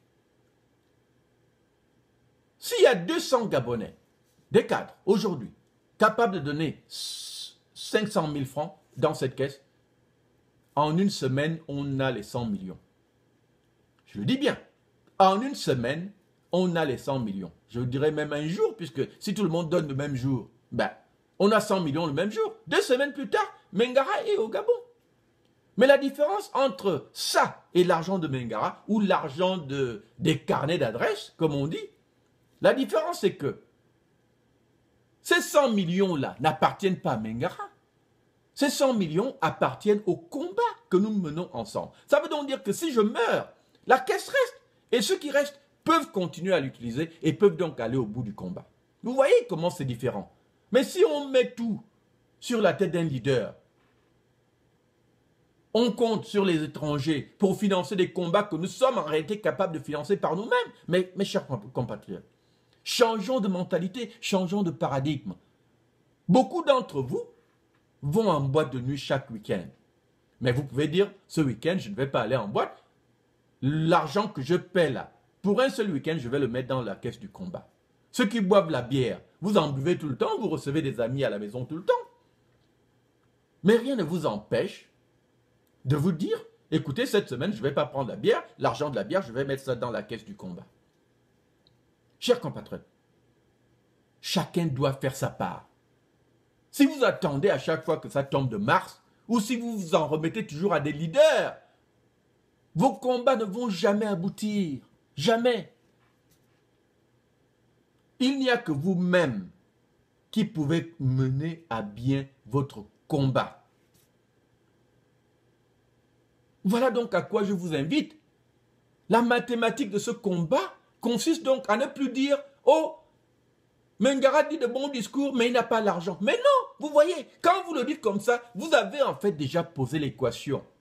Oh, Mengara peut réussir l'insurrection au Gabon. Si c'était Mengara, il y en a parmi vous qui le disent, je vous entends parfois, je vous lis sur Facebook.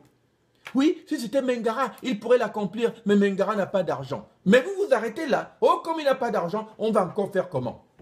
Vous voyez, un être humain avec un cerveau bien implanté dans le crâne ne réfléchit pas comme ça, ne s'arrête pas là. C'est une équation incomplète. C'est comme si vous dites 1 plus 1 égale et vous vous arrêtez là, vous ne voulez pas conclure. Il faut aller au bout de la logique. Un homme sensé, une femme sensée, quelqu'un qui utilise son cerveau va dire merde. Et je m'excuse du terme. Il va dire écoutez. Et ça c'est l'équation. Mengara dit de bonnes choses. Mengara, je sens que si c'était lui au Gabon, il pourrait peut-être nous amener à là où on veut aller. Mais comment faire pour qu'ils viennent et pour qu'on travaille ensemble? Eh bien, l'équation, elle est simple. Comme Mengara n'a pas d'argent, mais nous savons que Mengara est capable de nous aider à mener ce combat comme il faut, eh bien, la solution, c'est donc de donner de l'argent à Mengara. Et en fait, quand vous dites donner de l'argent à Mengara, ce n'est pas à Mengara. C'est-à-dire participer à la caisse qui va alimenter le combat que nous allons mener en collaboration et en partenariat avec Mengara. C'est comme ça que l'être humain résout des équations simples. Mengara n'a pas d'argent, il dit de bonnes choses, mais il n'a pas d'argent, et on s'arrête là. Ça, c'est le constat du pleurnicheur. La personne qui pleurniche du jour au matin, midi et soir, qui tourne en rond, alors que la solution est dans ses mains, mes chers amis. La solution pour la libération du Gabon, financièrement, je veux dire, au lieu de dépendre des leaders politiques. Vous voyez, vos leaders qui vous trahissent là. Regardez M. Bongonessi. Et pourtant, Bongonessi et moi, on peut libérer ce pays ensemble. Moi, je ne compte pas sur les anciens PDGistes parce que s'ils voulaient libérer ce pays-là, ils ont eu tellement d'occasions pour le libérer que s'ils avaient voulu le libérer, le Gabon serait déjà libre. Mais ils n'ont jamais osé. Ils n'ont jamais osé. Mais moi, Mengara, je sais qu'avec Bongonessi, on peut réussir ce combat-là. Mais vous allez dire, Mengara n'a pas d'argent, Bongonossi n'a pas d'argent, oh, comme ils n'ont pas d'argent, et vous vous arrêtez là. Mais non, il faut poursuivre la réflexion et dire, s'ils sont capables, mais ils n'ont pas d'argent, alors trouvons les moyens de leur donner cet argent. Et cet argent, ce n'est pas tellement à eux, c'est l'argent du combat. Ce qu'on veut dire, c'est en réalité contribuer à la caisse qui va nous permettre maintenant de déployer nos efforts. Et comme je dis, 200 Gabonais, 204 Gabonais, d'où qu'ils soient dans le monde, dans la diaspora ou ailleurs, qui gagnent bien leur vie, sont capables d'alimenter cette caisse en une journée. Ils peuvent mettre 100 millions dedans si chacun donne 500 000, 500 000, 500 000. On a 100 millions en une journée et dans 2 semaines, Mengara va retrouver Bongonossi au Gabon et on fait le travail. Parce que le travail à faire n'est pas compliqué. Les Gabonais veulent le changement. Donc mobiliser les Gabonais pour dire on en finit aujourd'hui ne devrait pas être si compliqué que ça. Les Gabonais n'attendent que ça. Mais c'est aussi aux Gabonais de comprendre qu'il a lui-même le pouvoir dans ses mains. Ce n'est pas la peine d'attendre pour dire, oh, tel a l'argent, on va aller à lui. Non. Aujourd'hui, ce combat ne dépend pas des carnets d'adresse. Ce combat ne dépend pas des martiens. Ce combat ne dépend pas de Jésus-Christ. Ce combat ne dépend pas de la bénédiction de la Vierge Marie. Ce combat dépend d'êtres humains avec 2 pieds, 2 pattes et un cerveau. Et c'est le cerveau qui permet de résoudre ces équations. Si Bongonossi n'a pas d'argent parce qu'il est pauvre, mais Bongonossi peut aider à libérer le Gabon parce que c'est lui qui a de bonnes idées, alors un citoyen se dit, donnons à Bongonossi l'argent dont il a besoin et avançons. Il n'y a qu'au Gabon où on croit que c'est le leader politique qui doit financer tous les combats. Mon Dieu, Barack Obama est devenu président des États-Unis alors qu'il n'avait pas un rond. Il a pu réunir plus d'1 milliard de dollars d'argent de campagne. C'est-à-dire l'équivalent de 500 milliards de francs CFA. À partir de cotisations citoyennes, c'est-à-dire des gens qui ont envoyé 50 dollars, 100 dollars. Des petits citoyens qui ont donné et ont redonné pour continuer. Quand les caisses se vidaient, ils ont donné, ils ont renouvelé, ils ont fait des donations. C'est ce qui amène Barack Obama au pouvoir. Aux États-Unis, les gens n'utilisent pas leur fortune personnelle parce qu'il y a la campagne, c'est-à-dire le consortium citoyen organisé autour de ce qu'on appelle la campagne, qui est en fait une sorte d'entreprise, une société à but non lucratif qui doit être créée pour gérer les éléments de campagne pour qu'on ne confonde pas la caisse de la campagne, donc l'argent de la campagne cotisé par les citoyens et la poche personnelle de Barack Obama. Aux États-Unis, les leaders ne financent pas leur propre campagne, c'est les citoyens qui donnent. Mais nous, au Gabon, on attend que ça se tombe du ciel. Et voilà pourquoi nos combats n'aboutissent pas. Chers compatriotes, changeons de paradigme, arrêtons d'être une nation de pleurnicheurs. Les pleurnicheurs, c'est ceux qui ne complètent pas les équations. Ils vont dire, oh, pour libérer le Gabon, il faut de l'argent. Mais ils oublient qu'ils peuvent cotiser cet argent et arriver à libérer leur propre pays. Oh, on va compter sur les carnets d'adresse. Mais le problème, c'est que les carnets d'adresse peuvent changer d'avis. S'ils changent d'avis, vous faites quoi? Tout combat qui n'est pas financé par le peuple lui-même est voué à l'échec. Si vous comptez sur un leader, ça veut donc dire que si même moi, Mengara, j'avais de l'argent aujourd'hui et vous me disiez, viens et j'amène ma fortune, c'est que votre combat est perdu. Parce que si je le renonce, soit par peur ou parce qu'on m'a tué, cet argent, c'est ma famille qui va se le partager. Il n'y aura plus rien pour le combat s'arrête le jour où je meurs.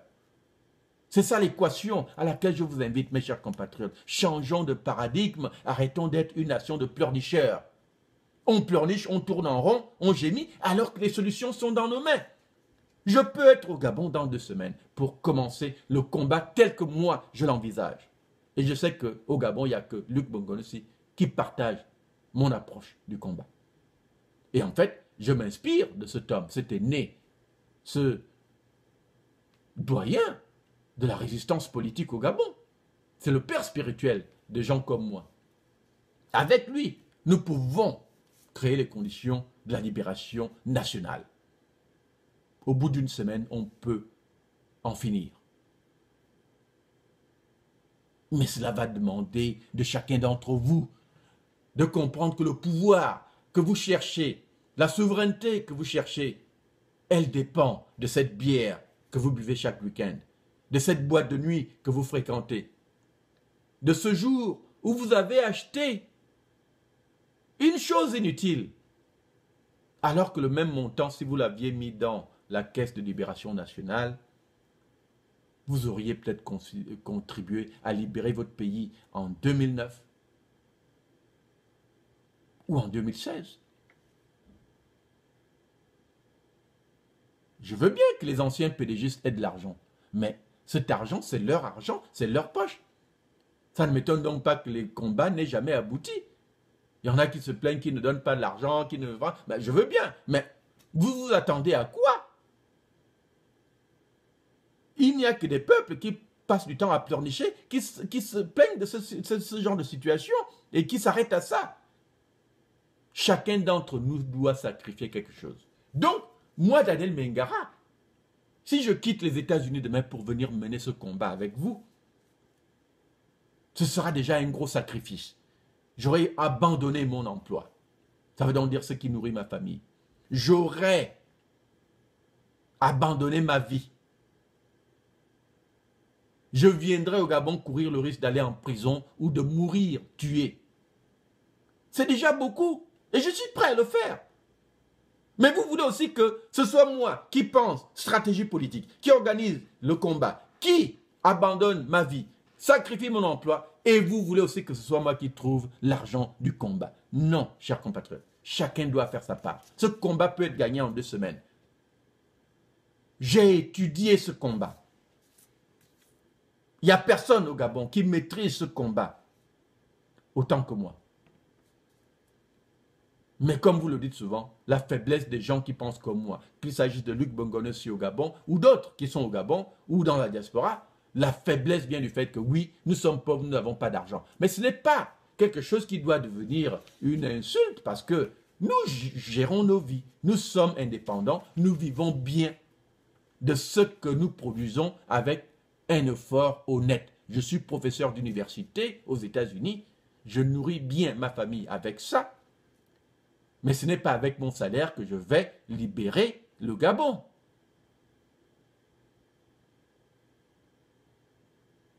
Mais, comme tout le monde, je ferai ma part.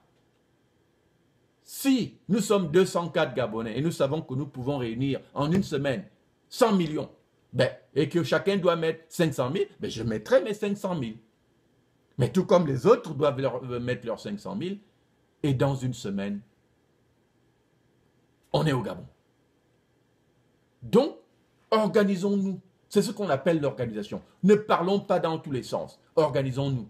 Le site du BDP, bdpmodouam.org, existe. Il a un dispositif de cotisation.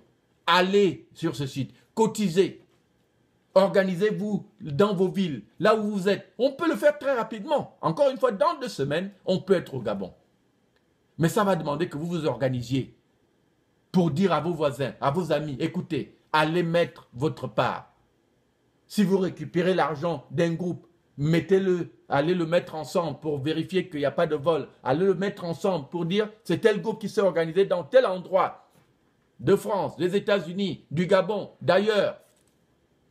Voilà combien nous avons réuni et nous avons mis ça dans la caisse. Vous m'envoyez vos informations, on saura vous reconnaître cet effort-là. Cet argent vous appartiendra toujours. Ce n'est pas de l'argent pour Mengara. Mengara a de quoi nourrir sa famille. Mais le combat, ça doit être un combat de Gabonais. Ça ne demande pas une éternité. Dans 2 semaines, 3 semaines, on peut être là en train de conquérir la dignité de ce peuple. Mais on ne le fera pas avec la bouche. On ne le fera pas avec des incantations du style oh, « Mengara, toi tu es là-bas, tu attends quoi pour venir ?» Ça c'est une incantation. Dites-moi Mengara, mettez-moi devant le fait accompli. Dites Mengara, tu dis que tu ne peux pas venir parce que tu n'as pas d'argent. Bon voilà l'argent, maintenant viens. C'est comme ça qu'un être humain fonctionne mathématiquement. Comme ça, une fois que nous avons les 100 millions, maintenant vous pouvez me dire Mengara, les 100 millions ont été rassemblés. Tu attends encore quoi là-bas? Donc tu es un peureux. Mettez-moi devant le fait accompli. Mettez-moi à l'épreuve. Ne dites pas seulement, oh, il est peureux, oh, il est pauvre, oh, là-bas. Mais non. Vous voulez qu'on aille gagner ce combat pour vous. Et je le peux. Les Bongos le savent. La démocratie qu'on a là. Moi, j'ai envie de dire que j'ai déjà battu les Bongos une fois. Je les ai déjà battus parce que quand j'ai déclenché cette fameuse grève de 90 qui a changé le Gabon, qui a mis la pression, qui a fait que Bongo cède par la suite aux demandes de conférence nationale. C'est moi qui ai déclenché cette grève. J'ai déjà battu les Bongos une fois. Si on a la démocratie aujourd'hui, j'y ai contribué beaucoup. Les Bongos savent qui je suis. La raison pour laquelle je n'ai jamais été dans ce régime, c'est parce que les Bongos se sont cassés les dents sur moi. Ils ont trouvé en moi quelqu'un d'incorruptible. Je me suis toujours refusé à rencontrer les Bongos. Parce que je savais que, qu'est-ce qu'ils allaient me proposer? Un poste de ministre? Qu'est-ce que j'en ai à foutre? L'idée aujourd'hui, c'est que le Gabon doit changer. Il nous faut la rupture. Je suis l'homme de la situation. Il n'y a que moi au Gabon qui ai préparé l'insurrection. Moi, Daniel Mengara. Je ne le dis pas avec des paroles en l'air. Les stratégies sont en place. Les dispositions sont en place. Mais c'est un combat qui devra être gagné par les Gabonais eux-mêmes. Pas par les carnets d'adresse, pas par je ne sais pas quoi. Il faut organiser une caisse gabonaise. Cotisons. Si vous cotisez sur le site du BDP, bdpmodouam.org, vous allez vous doter vous-même d'une caisse qui va permettre ce combat. Si on le fait vite, tout va dépendre de vous-même. Dès qu'on atteint 100 millions, je suis au Gabon. Rejoindre M. Bongonossi et mener la lutte qu'il faut. Le Gabon est en situation de vacance de pouvoir. On ne va pas laisser perdurer cette situation. Et en fait, on ne doit laisser perdurer aucune situation. Le peuple doit prendre les choses en main. Chers compatriotes, le moment est venu pour chacun d'entre nous de ne plus simplement parler, de ne plus simplement gémir. Que ceux qui me disent, Mengara, viens, mettent leur part, contribuent leur part. Je viendrai. Je ne suis pas un homme habité par la peur. Les Bongos le savent. J'ai de quoi causer la chute de ce régime. Mais pour le faire, j'ai besoin de vous, le peuple, vous-même. C'est votre combat. Nous allons le mener ensemble. Nous devons le mener ensemble. Mais ça ne viendra pas du miracle de Jésus-Christ. Vive le Gabon. Vive la patrie. Je vous remercie.